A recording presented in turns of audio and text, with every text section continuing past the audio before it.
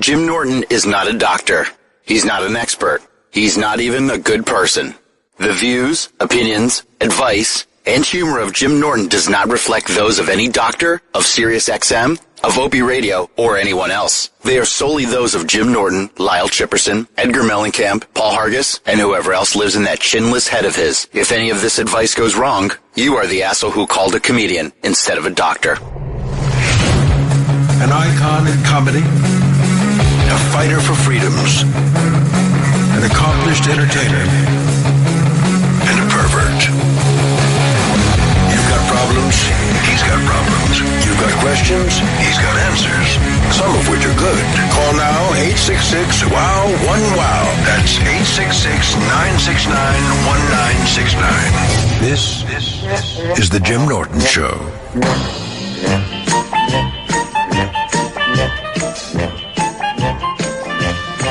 Once again, I am back in the Sirius XM facility doing the show. The buzz is palpable. The amount of heads poking out of the office doors, it was like a scene out of Jerry Maguire. I walked through victoriously, prancing like a cat to come to the studio, and they're all like, "Oh, he's back.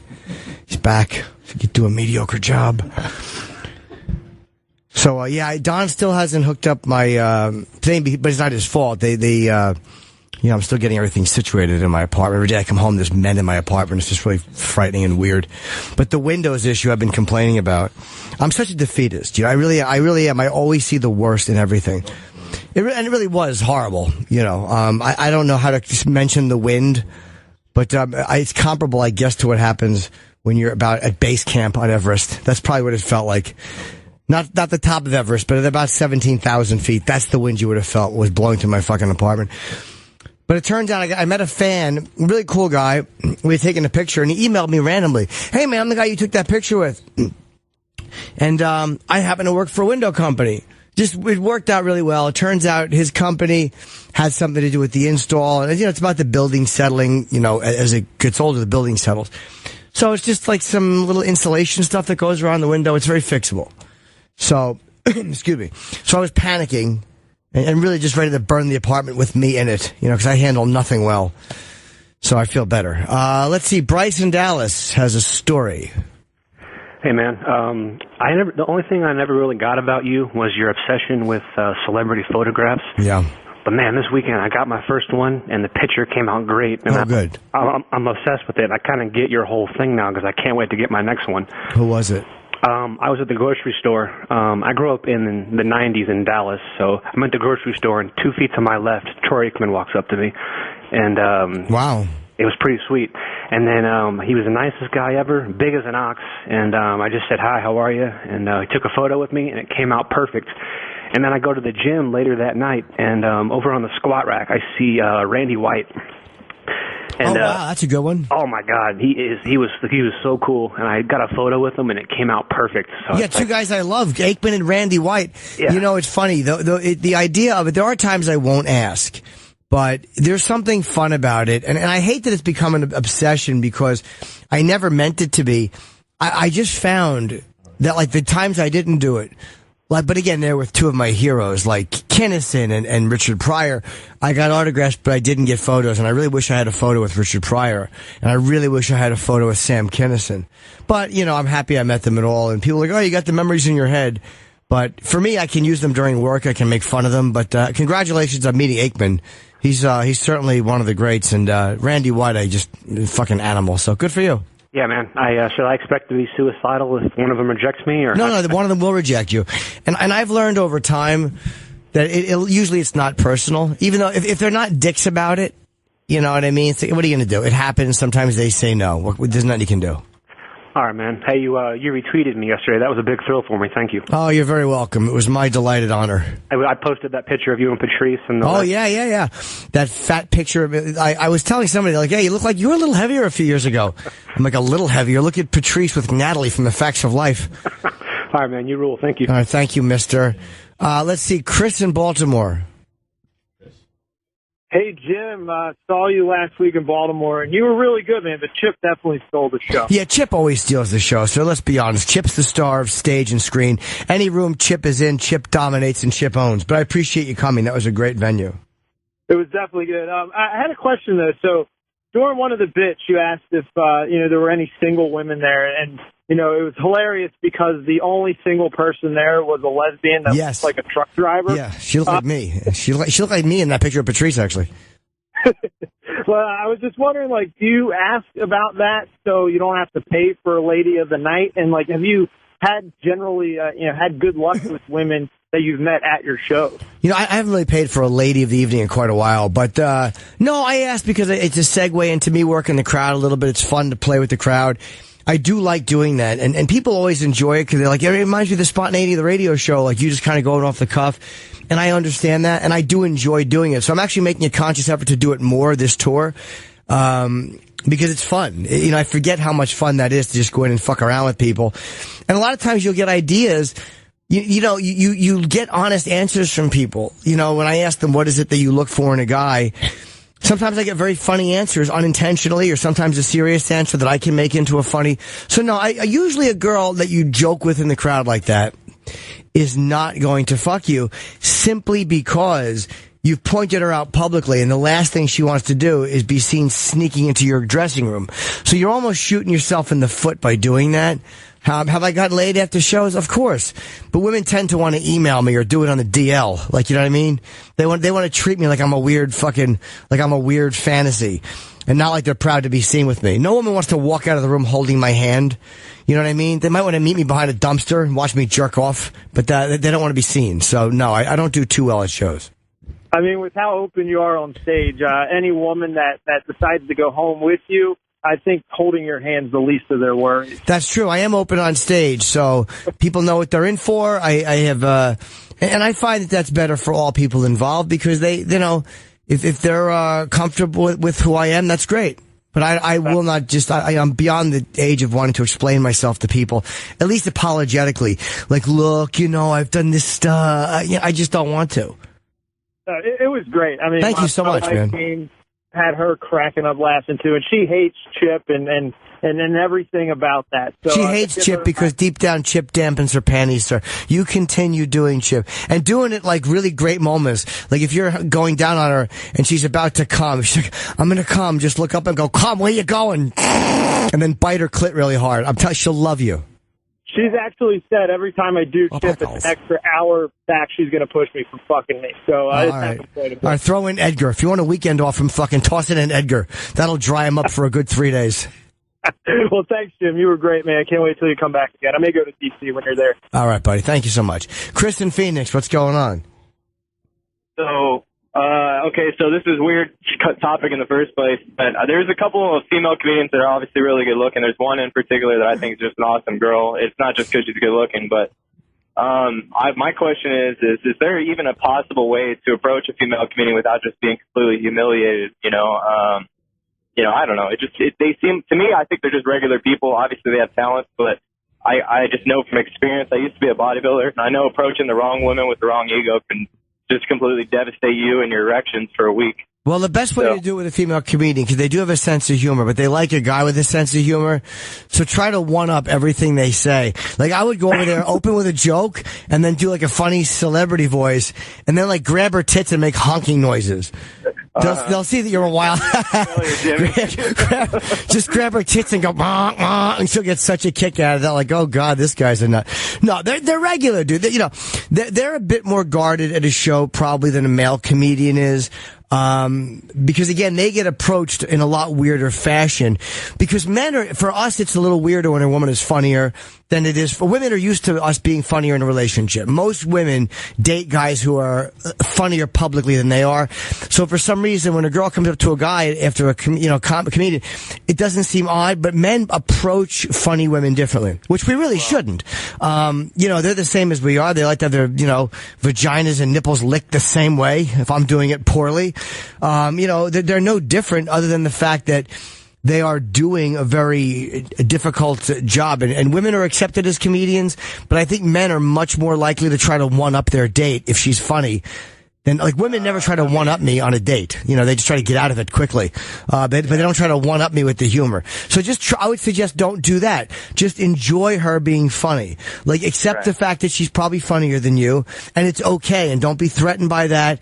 And just enjoy this great quality she has. And approach her just like a person, man. And she'll appreciate that if you're a bright guy. The fact that you're asking, she'll probably pick up on the fact that you're a sensitive, not an asshole, and she'll appreciate that. Well, Jimmy, here's the deal with me, man, is like I said, I used to be a pro bodybuilder. I gave it all up. I decided, hey, man, I'm going to go the untraditional route. I'm going to try a job for 1 year, put away $15,000 and restart my career in a different direction because I just realized how superficial everything was. So I'm not intimidated by her stature or job or anything like that. But the issue is that, I mean, I like to hope that not all women are based upon, like, making their judgments on men upon career and everything like that. So, I mean, my issue is I'm like, okay, so what do I go and tell them? I go, okay, I'm a local truck driver now where I make a very good living. I feel like I don't have much to offer in that sense. So that really makes me uneasy. But that might be the problem for a lot of guys. It's a great point. That might be what keeps a lot of guys away. But if you're a good guy, I'm telling you, they don't give a shit. As long as you're not a loser who's not working. If you're a guy who works and you're an honest guy and do it like a fun opening line, like with big muscles. Go with my big muscles and your funny bone. We can go a long way, baby. And then just kind of grind your dick on her hip. She'll love it. Right. No, I don't think she'll care about your job, dude. Most female comics I know tend to date in the business or actors or whatever simply because they have to deal with that weird shit men have with their jobs. But, as a guy who was a bodybuilder, if you have a good sense of self, I don't think any female comic that I know would care what you do for a living. If you're a good guy and you're fine with her being away and her working, I don't think she'll give a shit, to be honest, Well, see, I guess that's kind of what I figure. I mean, first of all, this girl was just really nice to me. I talked to her over Twitter. Actually, I don't want to say her name on here because I feel like, I mean, I would, but I just think you're going to dog on me so much, you'd probably make fun of me. I wouldn't fucking shit on you if you like a comic. Well, okay, so I got introduced to her by you because I'm an extreme fan of you, dude. I mean, you relate. I've called your show a lot, But anyways, so Kelsey Cook has been touring with you, right? Yes, Kelsey. So I tweeted her and I said, hey, man, I said, hey, I think you're a great comedian. You're very funny. I'm a new fan of yours. And then she responded very kindly. I know she's just being kind. That's just her personality, it seems. So I was like, I asked her if she's going to be doing any shows in Phoenix or Portland. She said, check out her tour dates, blah, blah, blah. So I was thinking, I'm like, okay, if I approach her, I don't want to. First of all, I have no inclination that she's, even open to anybody in the first place, period. So I gotta be honest, Kelsey, dude, she is very funny and she's a really cool person, but she's dating a comedian. I knew it. See, but either way, I'm glad at least I got the courage to talk to you about it because I think that female comedians, I understand what it's like to be on the road, but they're also intelligent and just absolutely quick-witted. I think that's an attractive quality. Yeah. Women you don't find, I usually have a female opener, and thank you for the call, man. We got a bunch of calls, but I appreciate it. Yeah, Kelsey has a boyfriend, and she's happy with the guy. She's been in 3 years. He's a really good dude. He's a funny dude named Kane. It's one of those things where, I love having, it makes me, when I hang with female comics, I love their energy so much. I really enjoy them as people. I love them being so funny and smart and fun to talk to. And I really don't try to fuck them. They're like the one group of women who are safe from me being a disgusting creep. I'm not saying I've never hit on them, but when they tour with me or they open for me when they're single, boyfriend, doesn't matter. I just don't try to fuck them. And I don't know why. You know what I mean? That's just something I kind of never got into. I dated one comedian. But that was a real relationship. And we were friends first. I'm babbling. Who cares? I'm tired. Let's see here. Kevin in Florida. Good question. Hey, buddy. Hey, man. What's up? How are you? Hey, first things first. Do you have any plans coming down to South Florida? I do, actually. It's funny. My agent and I, a lot of times he'll send me dick photos, but once in a while he'll send me possible gig dates. And Florida has been mentioned, as has Iowa and a few other places. So we are working on that now. He's just trying to get rid of some holds or whatever as they call it. So yes, I will be doing Florida. Perfect. I'll probably see you then. Let's get to the question. Hey, me and my girl, we've talked about this, but I don't believe her. I have no interest in having kids, and she agrees. But for some reason, I know she's lying. I think she's just giving in to not have to go through the argument of should we or should we not. Now that I know, I don't know, but like I said, I definitely think that she's just going to give in. But that doesn't make me happy. How would you approach this situation? Honest discussion, because the kids one is a big one. Like a lot of times the way I'll do it tactfully. Like a lot of times, if I come in a girl's mouth, I'll always say I won't, but I do anyway because I'm the boss.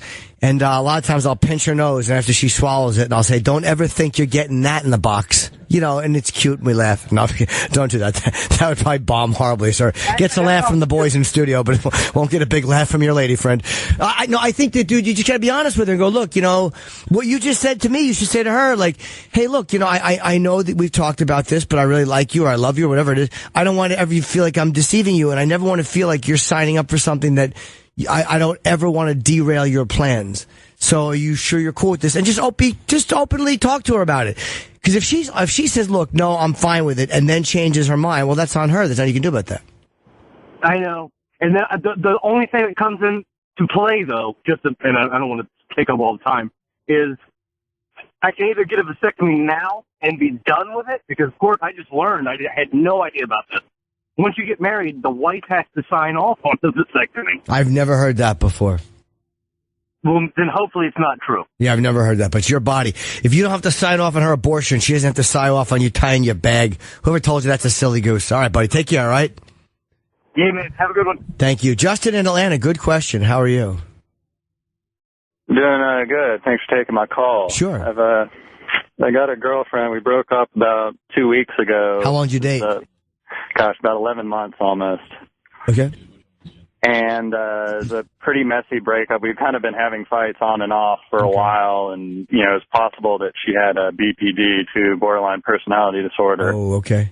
But now she's kind of gone on the whole offensive on Facebook and has kind of been doing one of the smear campaigns. She said I'd been, like, hitting on mutual friends of ours, even though I wasn't, you know, and that, you know, basically telling people a lot of stuff, and a lot of it's being, like, really vague, but it's just, I feel like, you know, it's just kind of hurting my standing with a lot of my other friends. And well, to me, that's really disgusting, to do that. Like, no matter how vicious a relationship has ended, I've never betrayed anyone's trust publicly like that. And that's really, maybe she does have that kind of disorder, who knows? But, you know, it's a tough call. How do you deal with it? Because if somebody is obsessive or pestering, and I stop texting them back, and they are still texting me, and I don't mean for a couple weeks or a month, but I mean when it gets into 6 or 8 months and you haven't responded and they're still pestering you, they don't give a shit about you or what you want. They care only about the response they want. So there's really no way to respond to them, because if you say go fuck yourself, you're still responding. So maybe what you do is, you know, look, maybe you could put a statement out and go, keep it very vague. A lot of times when people break up, one person makes a lot of disgusting and ugly and vague, or even say it nicer than that, accusations, which simply aren't true. I tend to attribute that to a person's pain over the break. Well, however you want to say it, keep it vague. Don't attack her, because that's just adding fuel to the fire, but you want to defend yourself. So maybe you could put out some kind of a pinned tweet and say something like that. You know, I don't know how you'd say that, because again, I don't know what your natural tone of speech is. Or you could just ignore her and talk to the people you know often. Look, she's a fucking nut. They must know she's a nutty fuck, right? A little bit. Some of them do, but some of them kind of, you know, have known her a bit longer, or just, you know, they kind of side with her more. Well, that's nothing you can do about that. But as long as she's not, like, legally slandering you. Like, you know, she's not saying, hey, he fucked his boss's wife, or, you know, anything like that. No. I mean, she's kind of suspected me of having affairs with coworkers, but I've never done that. And she's never kind of said it outright, at least publicly. Yeah, well, there's not much you can do. I mean, like, you know, if she's just making little vague insinuations. But if it gets ugly, you know, again, don't tolerate that shit publicly, because people's reputations get ruined when it shouldn't. She can say she doesn't like you. She can say you were a lousy boyfriend, or you fucked her up by breaking up with her or whatever. But if she's saying that you're trying to fuck women, you're not. I mean, that might even be a legal issue, too. You got to watch that. You know, always be careful what you say about people. You better state that you're giving an opinion. You better say it carefully. So as long as she's not making statements that you are absolutely doing things you're not doing. All right. Okay? All right. Thanks, man. I appreciate the advice. Be good, buddy. Todd in Miami. Interesting question. Hey, it's John, Jimmy. Oh, hi, John. Basically, I'm like stunned that you would really vote for Trump. Why? Well, I mean, honestly, I just think he's such a pompous asshole, and I'm not a great fan of Hillary's, but I think Hillary would know how to run this country better than anybody else that's running. And for that reason, and that's why I would vote for her, is only that I think she would do a good job running the country, where I think Trump would be clueless at administering this country. Well, I'll answer your question this. You may be right. But the thing is, how can anybody think of, once you get to that level, whether you're Donald Trump or whether you're Ted Cruz or Marco Rubio or Hillary or Bernie or whoever you are, Mitt Romney, whoever, I never wonder why anyone would consider voting for them. Because once they've gotten to that point and there's enough people behind them, I kind of get that they do have some sort of an appeal. So that it probably comes down to you and I just see that thing differently. People, I don't love Hillary. But I get why people like her. I get why people like Ted Cruz or Marco Rubio. And I get why people like Trump. He's just the one I choose over all them. But it's never a mystery to me why anybody would get votes. I just don't agree with them politically. That's what it comes down to. Yeah, well, I mean, my point is I don't think you should be voting for someone because you like them or don't like them. I'm voting for who I think would run this country the best. Well, that's the beauty of our country is we all have different votes, and we all have one vote. We all have one thing that we all have things that qualify what goes into us liking someone. Now, you're interpreting me saying I like someone as being personality only, and you're not considering that maybe I like him because I do think that he would run the country better. You're taking your bias against him, which may even be right, that he won't run the country well, and you're putting it on me. And that's the problem what we all do. We all take our personal opinion. Like, you don't think he can run the country. So if I say I like Trump, you automatically think, this guy likes Trump's personality. He can't think Trump will run the country. But maybe I do think he'll run the country better, and you and I just see it differently. I agree with you. That's a good point. And to me, that's a microcosm of how we all see it, dude. And that's why when we argue religion or abortion or guns or politics, we all kind of line up on our own side of the fence, and we all forget that other people are sometimes as sincere as we are. And it's hard for me to do that too. I tend to get angry real fast. But I remember Curtis and Kuby, who I don't know if you know who they are. They're a big show in New York, Ron Kuby and Curtis Sliwa. And Ron's a very, very liberal guy. He's a lawyer, really bright guy, worked with William Kunstler. And Curtis started the Guardian Angels, very dedicated, conservative guy. But when they first split up, they said, we came to the conclusion that we both love the country equally. We just see it differently. And that was a big, I just for some reason resonated when I heard them say that. Like, even though people are real liberal, and even these college students that bug me, they don't hate America. They want things to be better. They just have a different path for it than I do. That's right. But as far as Trump's background, what do you see in Trump that would make you think that he would know what he was doing once he got in the White House? I think that with any of them, and I'm not going to debate politics with you. Not that I don't want to, because I love to hear myself talk about politics, but that's technically not what this show is. Personally, I don't think any of them have this amazing qualification list. I think all of them are skilled in lying and telling people what they want to hear. The country's in the shape it's in the good, the bad, the indifferent, the ugly, because of people who quote unquote know what they're doing. And I'm not thrilled with what's happening in the Middle East. I'm not thrilled with our meddling everywhere. So, and this was done by people who quote unquote are part of the system. So to me, one of the things that qualifies a guy is a guy who's run some businesses and has some life experience and who isn't afraid and who will call people out. To me, those things, that ability as a person qualifies somebody to me more than someone who's done the quote unquote system the right way. But maybe you and I just see it different. Absolutely. Okay. I love you, Jim. I still love you. Thank you, buddy. Yeah, that's it. Look, a lot of my fans will vote for Hillary. A lot of my fans will vote for Trump. A lot of my fans will vote for Bernie. Hey, that's the way it is. That's the beauty of it. I got to run, buddy, but I appreciate the call.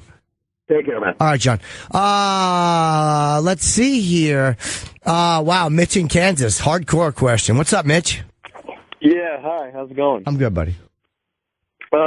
So I have been really into this girl I go to school with for a long time, and a few months ago, right when I was going to ask her out, her mom got diagnosed with terminal brain cancer. Oof. Did they give her how much time? Yeah, not the best timing. No. I mean, how much time she has left? Did the girl tell you? About 3 years. Oh, okay, that's a while. Yeah, so there's a lot of time, but I've just been kind of awkward around the girl ever since, and it's been a pretty intense and emotional situation for her. And I'm just kind of trying to figure out if I should try to ask her out or just kind of give up on her. Well, no, you don't have to give. You don't have to do either. I don't know if you have to do either right now. You don't have to make a decision. Like, how long ago did she find out? March, so 3 months ago. Okay, and is she kind of adjusting to the fact a little bit? Is she handling it a little better than she did at first? She's a pretty tough girl. She's handled it pretty well. Well, a lot of times people gravitate towards people who are there for us in a shitty time. Because there's a lot of guys that will fuck her. But how many guys will be there for her truly? Now, you also don't want to be relegated as the guy friend who drives, someone to the hospital and never is seen as a romantic partner either if you like her. Mm-hmm. But maybe you can kind of go out to eat. Do you guys go out and do boyfriend-girlfriend things? Yeah, but not alone as much in the past couple of months. We used to back before, and I've gone out to hang out with her and her friends before a couple weeks. Well, you might want to, look, there's a couple ways to do it, because I don't know how you guys interact. You don't want to do it in a bad way. Like if she comes in particularly tear-stricken one time, if you drive her to the hospital and she gets back in the car, you don't want to lean over for a big smooch as she's wiping tears off. That's probably bad timing, or grab your dick and go, I'll put a smile on your face. I understand our instincts as men think that's the cure-all. But you might want to, treat her like a person as well, dude. Just because her mom is sick doesn't mean that she's not a person. Feel it out. You don't want to be an insensitive jizz bucket and fucking think of your carnal needs as her mother's passing away. But just because her mom is sick doesn't mean that she's not going to like you either. So, why don't you just ask her to go out for lunch or something and see if she'll go out with just you? Okay. All right. Thanks for the advice, man. Bye. Matt in Atlanta.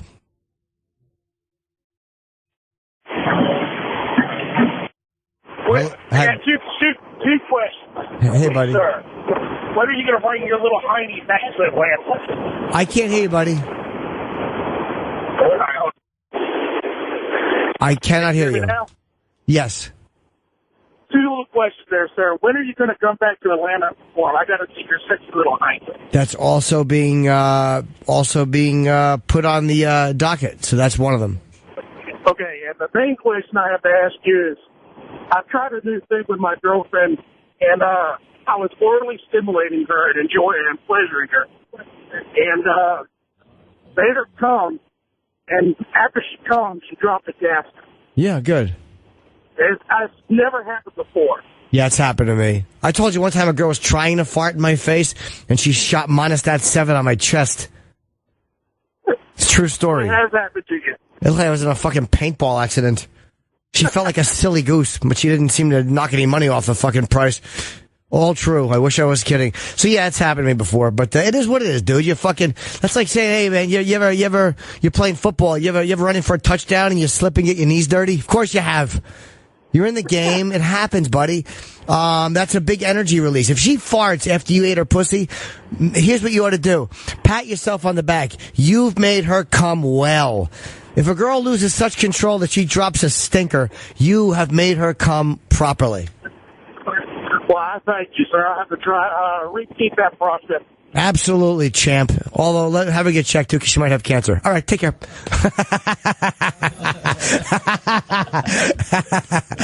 All right, buddy. Let's see here. Sage in Chicago. Ooh, is that your name or a good adjective for you? How are you? No, it's kind of a stage name. It's kind of an anonymous thing. Oh, that's cool. Hi. Okay, so I think it was like last week, you had on your show, there was a guy that was talking about commitment issues. Well, I've been seeing a guy casually, like we just kind of meet up and hook up for like 2 years. Okay. I want to be brief because it's kind of a long story, but we met at a friend's birthday. We hooked up. I gave him my number. I didn't hear from him for like 5 months. Then he hits me up out of nowhere. He's like, hey, how are you doing? And, we hook up again. And this has been kind of a back and forth thing for a while. So a little over a year ago, I had a relationship talk with him, and he said that he kind of liked where things were at, and he didn't want to worry about the future. He just wanted to live in the moment, yada, yada, yada, whatever. And we kind of fooled around a little bit after that, but I think, like, I was just kind of irritated because I didn't really know what that meant. And me and him kind of got into it about it. We didn't talk for 5 months. And then recently he hits me up, and now we're back to doing what we're doing, but it's a lot different now because I feel like he's more affectionate, he's more attentive, but he's still not giving me the attention that I don't want to say crave. Well, hold on. Are you craving too much attention, or is he going back to his old ways? I don't think he's going back to his old ways. I think I'm just craving attention, maybe. I just don't know where his head is at. How often do you see him? He wants to take this somewhere. Well, yeah, don't forget, he also trained you in a way, or you guys had this thing where it was so casual, so you have no history for him giving you the attention you want. How long have you been seeing him again? It's been about 2 years. Oh, you're seeing him, now you're in a relationship for 2 years? Oh, no, we've been doing this for 10 years. We've been doing this hookup thing for 2 years, but it's not just like we go and we fuck and then that's it. No. It's like... How long has your relationship actually been? How long has a steady relationship has it been? I mean, like, what do you mean by steady? Like an actual relationship, kind of better than you was before. Well, we've never actually, like, established anything. Well, then why don't you just tell him this is what you want? Stop beating around the bush and say, look, we're doing this thing. I know you don't like to label it. Maybe he's afraid of it. But here's the options. And you have to be willing to walk away. Like, if you know, he may go, look, I'm not doing it. But he keeps coming back. But maybe, you've heard the old thing about why buy the cow when you can eat its ass. I forget the rest of the expression. But why you're giving him the milk for free. Why should he buy the cow? If you want a relationship, tell him this is what you want and just be straight about it. And if he says no, then you got your answer. You got to walk away. But it's a little bit harder than that. Like, I actually have feelings for this guy now. I know it's harder. It's not supposed to happen at all. I'm not saying it's easy, but it is simple. Easy and simple are very different. It's hard to do, and that's how it is when people randomly hook up. That's why I'm very careful when I fuck girls. Like, oh, sure, they all want a piece of my delicious dick. I mean, who wouldn't? Even the guys in the room are peeking over. You think I don't notice? But it's one of those things where I always know. And I think women are more likely to do this, where they'll say, yeah, I want it casual. Yeah, I want it casual, but they want more. And sometimes they do want it casual, but other times they're telling themselves what they want to hear or what they think I want to hear because they see it as an end to a relationship. And even though in court I'd win the argument because, hey, she said that's all she wants, I don't like hurting people, and I don't like hurting people's feelings, so I still proceed very cautiously with those. And I don't fuck very often for that reason. I like to know, if I'm keeping it casual, I want to know someone is truly feeling that way, because I don't want someone to get their feelings hurt or feel sad or upset. So, this is what's happening with you. You said you wanted it casual, you were okay, you bitched about it. He pretended he didn't know you really want more, and now you're back to doing what you did. So either have an honest discussion with him and mean what you say, or just keep tolerating it. Because he's not doing anything wrong if he's already told you this is what he wants. No, he's not doing anything wrong. It's just, it's really just me. I guess I'm kind of waiting for him to be ready. Like, I feel like he's almost there, but he's not quite. Like, I feel like he's maybe had some really messed up relationships in the past, so he's a little iffy about jumping into it. You don't have to fix him. You don't have to fix him or psychoanalyze him. All you can do is, that's how every person gets into a relationship and wonder, how the fuck did I wind up here?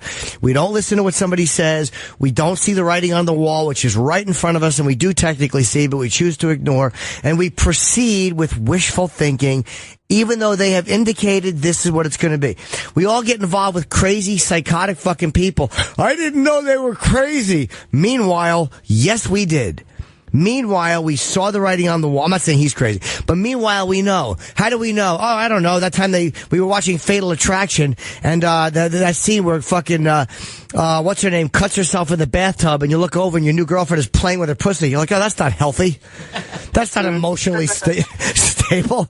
Gee, how did I not notice? That was insanity. So we always see it, and we like to pretend we don't. So if you go forward with a toolbox and go, I'm going to fix this guy, fine, but just understand that you're setting yourself up to possibly feel shitty, okay? Oh, I don't plan on fixing him. What I want to do is wait. I don't plan on fixing him. Okay, I'm wait waiting it for out. him to figure out his shit so Okay. he can be like, okay, now I'm ready. Then he's got you right where he wants you because you're patiently waiting. You know, meanwhile, you're just kind of twiddling your thumbs and tapping your foot and you're letting him know you're impatient. So, look, I don't know what to tell you. Personally, I think you should be honest. I was hanging out with this female friend and I said, look, I had feelings for her a couple of years ago. And she just didn't return the feelings. She came back into my life maybe a year or two later. Same thing happened. A little while ago, she came back, and I finally said, look, I like you. I'm not going to proceed unless you know. She's like, well, I'm kind of seeing something. I'm like, okay, that's it. There was no nastiness. She did nothing wrong. And she's like, no, but I enjoy talking to you. Thank you. That's terrific. And that was it. Done. Yeah. I'm not a fucking martyr. I'm not the guy friend who's going to sit by with puppy eyes and wait. I just can't do it. So you should be that way too. Do you know what I mean? Like, it's okay to like somebody and have them say no. Yeah. It just sucks. Okay. No, I know. I already know what I have to do. I just needed that second opinion. But at least this guy likes you, though. Like, this girl and I never fooled around. So, again, she never gave me any indications. For me, it was much more wishful thinking. At least you know that he likes, he's attracted to you. I think that he cares about me. Like I said, he's just got some, issues. Maybe he's got some commitment issues. Maybe he just doesn't want to be tied down. But I do feel like he cares about me. You see, not enough. He likes you. This girl, I think I asked this girl, are you attracted to me? And she said something like, I'd rather juggle with vomit, which I took as a no. Yeah, I mean, I took that as a no. Because vomit's an awful substance to juggle with. Yeah. Because it gets all over and you wind up, it's always an epic failure. It's a wonderful lubricant for anal sex. All right, I gotta go. I'm just being disgusting. I'm just being a goose because I'm tired. All right, James in Philly. What's up, James? Sure. Hey, buddy. Mr. Norton, I'm being a dirty boy. I need your help here, buddy. I certainly understand. How are you? All right, so I'm in my mid-20s, and not to pat myself on the back here, but I'm a pretty good-looking guy, and I do pretty well with the ladies. Every weekend I basically get a new girl, and it's kind of twofold. One, I despise condoms. I never wear them. I hate them, and you'd be shocked how many girls are okay with that. But two, and one is a problem in itself, but two is a bigger problem. I have this obsession with finishing inside girls, like complete strangers, and once again, you'd be shocked how many girls are okay with that. Are they on the pill or no? These are girls that I don't even know fully. I'm kind of going down this reckless, my life's all together except this one facet, and I just get off on it. It's something that I can't shake. Yeah, I understand that. I think that's really hot too. But I think a big part of the problem is it's like addictive. You got to keep one-upping to feel better. So you're good-looking guys, so you already get laid. Most guys are happy with that. And I understand not liking condoms, but the idea of not pulling out, you need more. It's not enough for a pretty girl to fuck you because that's no longer a challenge. How do I up the ante? I'll fuck her without a condom. A lot of girls let you fuck them without a condom. How do I up the ante? I'll come inside her.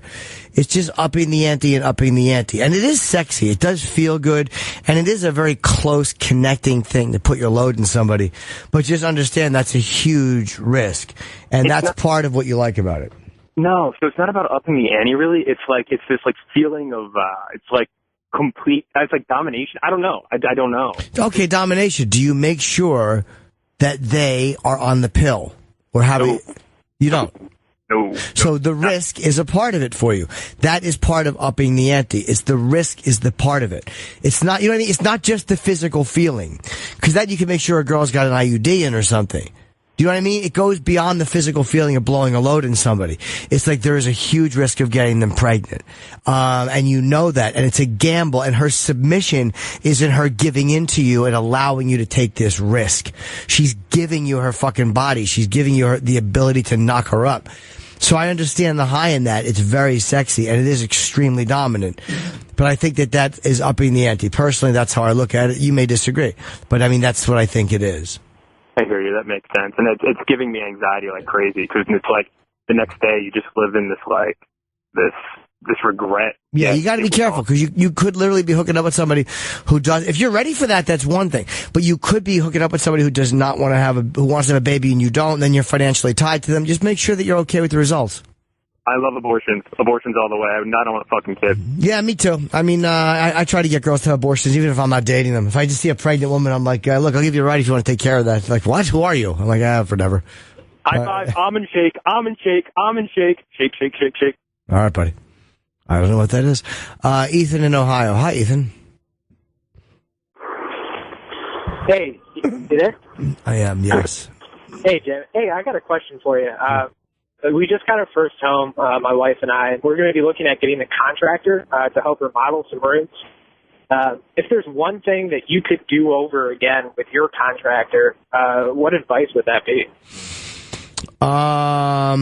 Again, I was pretty prepared for the fact that it was going to be a lot more expensive than I wanted it to be.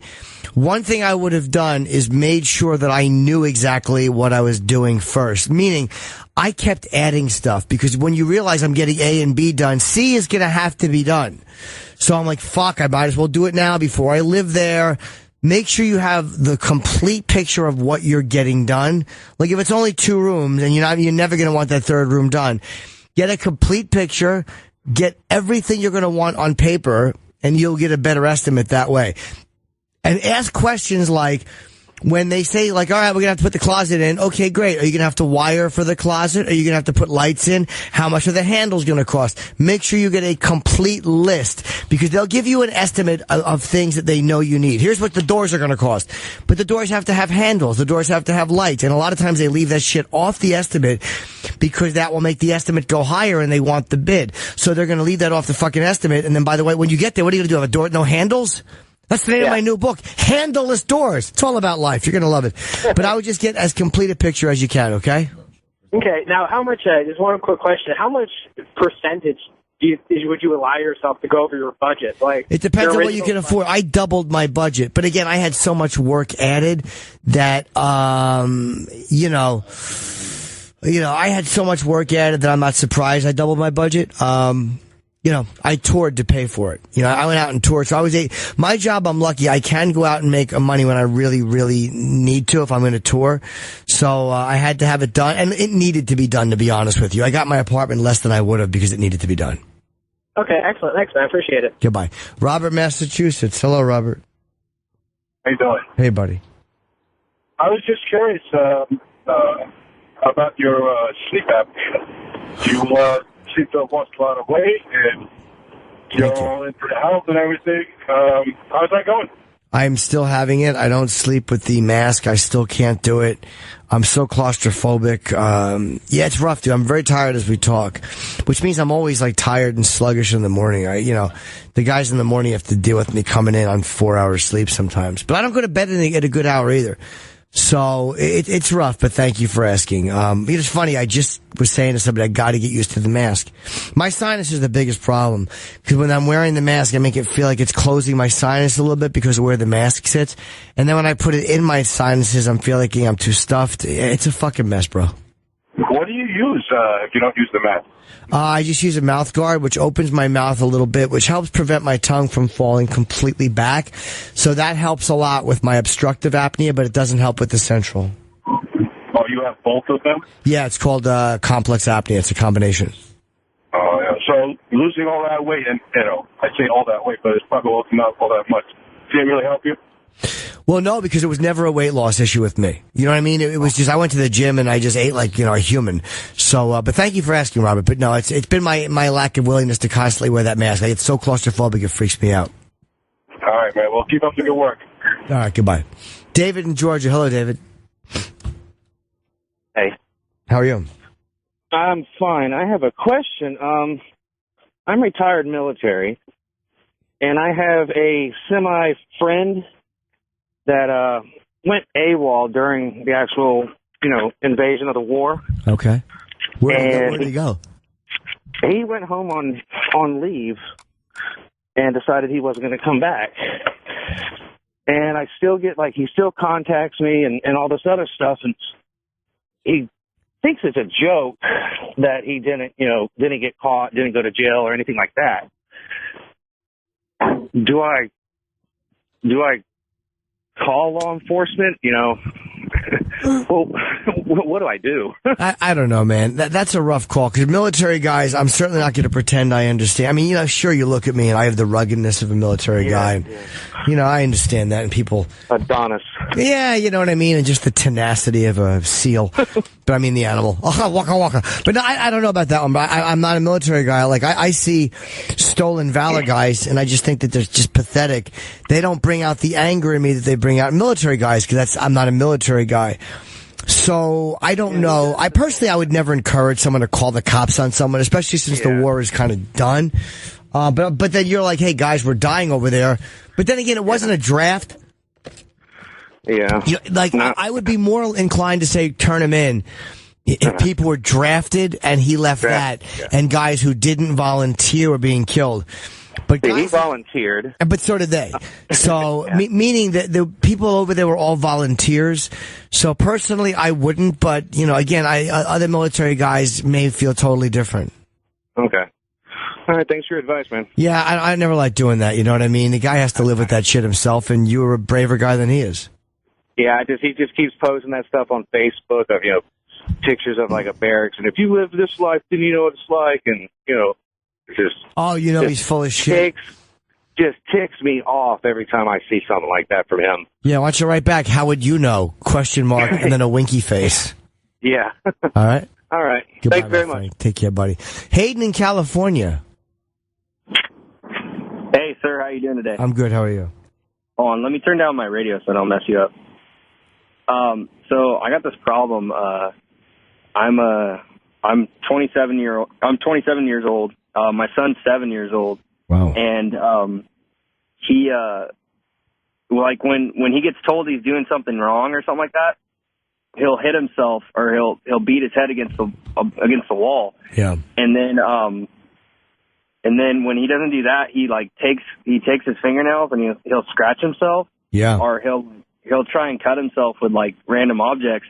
And I don't know what to do about it. And I remember you saying like you kind of had you had a rough episode when you were a kid, but I had a bunch of them, but I was older than 7.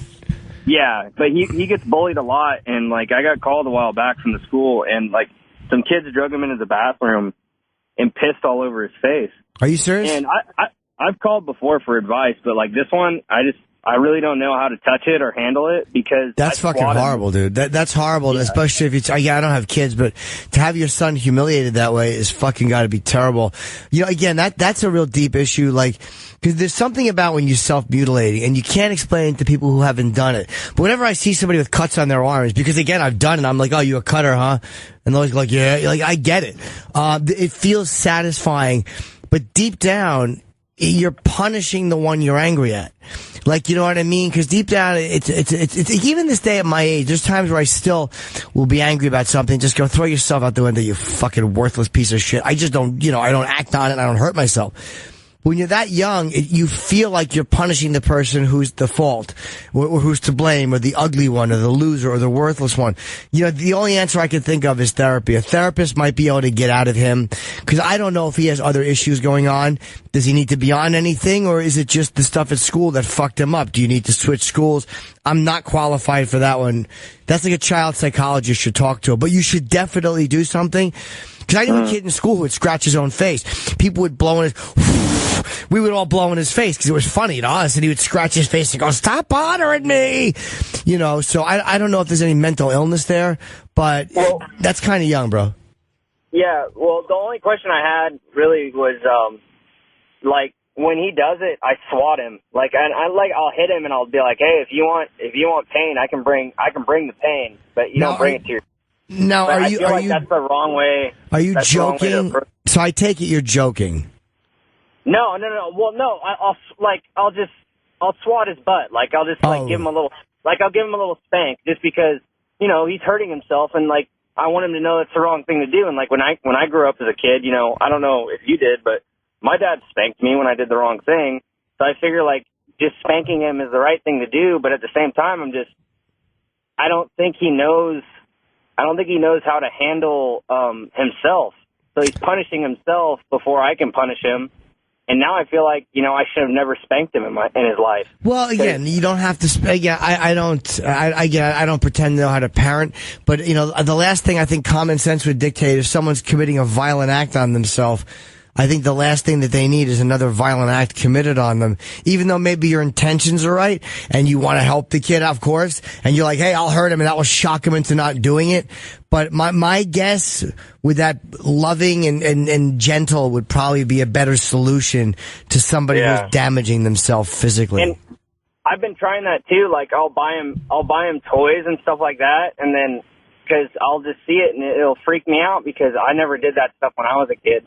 And then I'll give him all these toys and milkshakes and like whatever he wants. But then when he doesn't get his way, he starts doing the shit again. So then maybe he's learned. I'm enabling. Yeah, it's kind of manipulative too, because kids aren't stupid. I got to run, buddy, because I have 1 minute. But thank you for the call. Sorry, buddy. No problem. I would say definitely take him to a child psychologist, because even though he might be using it at one point to manipulate you, it's like when a kid screams and they get their way, they're like, oh, this works. They put it in the fucking that worked column. I think somebody hurting themselves is a little bit different. I got to wrap up. We got a full line. So I'll just say it on the way down. Someone said, Alan in California, thank you for the call. He was saying the 20-year-old dumping loads, classic thrill-seeking behavior. That makes sense. Mike says, depending on the state you live in, the spouse does have to sign off on a vasectomy. Thank you, Mike. Matt in Washington, there's a problem with trolling girls, even though you have a great girlfriend. Of course, cheating or flirting is never about the spouse we have, or usually not about it. I get it. I love talking to different girls, even in a relationship. Luke in Kentucky, his friend may be mentally ill. How's he bringing it up? This is probably one of my friends calling, and maybe you could ask Luke if he's got anything going on. I don't know. Call back next week, Luke. We'll talk about that. Brand new comic, having a hard time coming up with the material. Get into a relationship or end one. That'll work. And John in Nevada has a question about Cialis. My suggestion is if you're out with a girl, ask her to take it. All right. Thank you, guys. Enjoy your day. Thanks for listening to The Jim Norton Show. Hear all that advice whenever you want to on demand at SiriusXM.com/on demand. On SiriusXM.